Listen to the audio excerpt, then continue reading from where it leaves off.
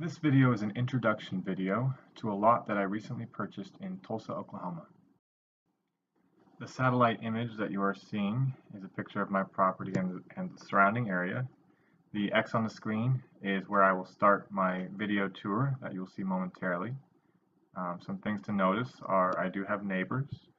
The access to the property is off the main road. It's a rocky easement, kind of overgrown and gravelly. And to the north of the property there is a green space, and to the north of that there is a concreted creek. I can access this creek about a block away, and that's where I can go bucket water if I need it at the property.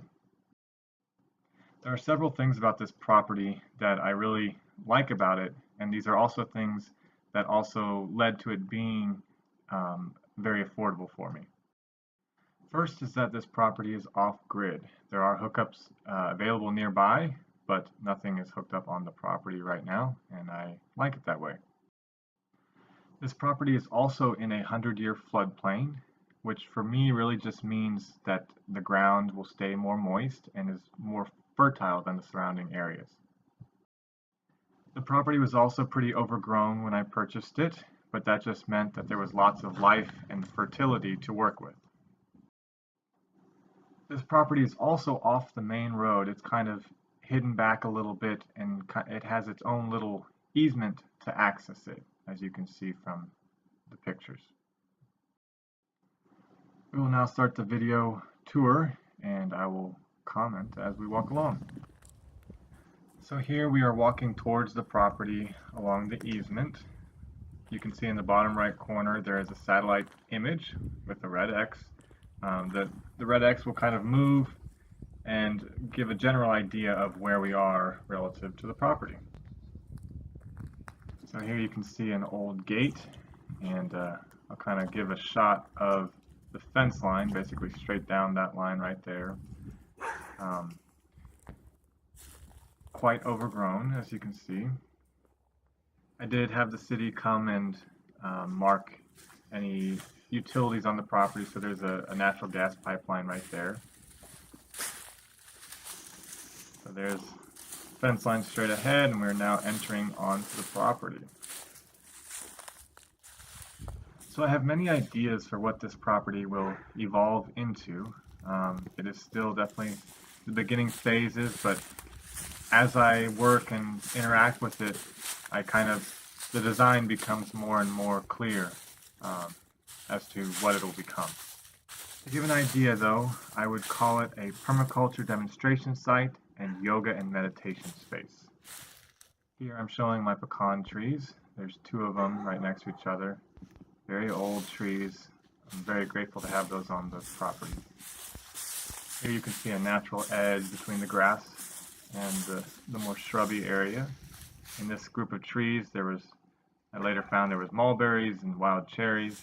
The big tree in the background, pecan tree, and then the large tree on the left is a walnut, and on the right was a hackberry. So that's a very big old walnut tree. Very grateful to have that next to my property in the green space.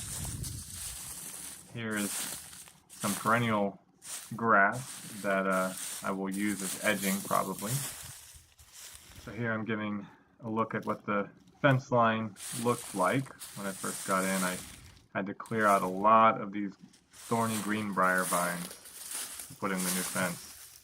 This is a shot of the green space. There's the pecan tree, and in the background is the creek.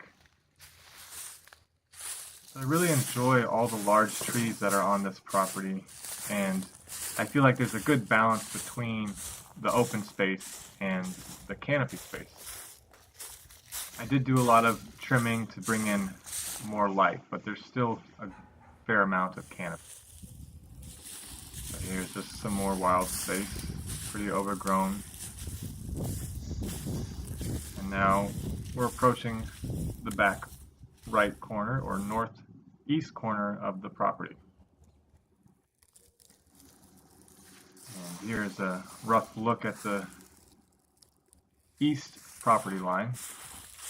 The man who sold me this lot still owns the other half and is leasing it to a tenant.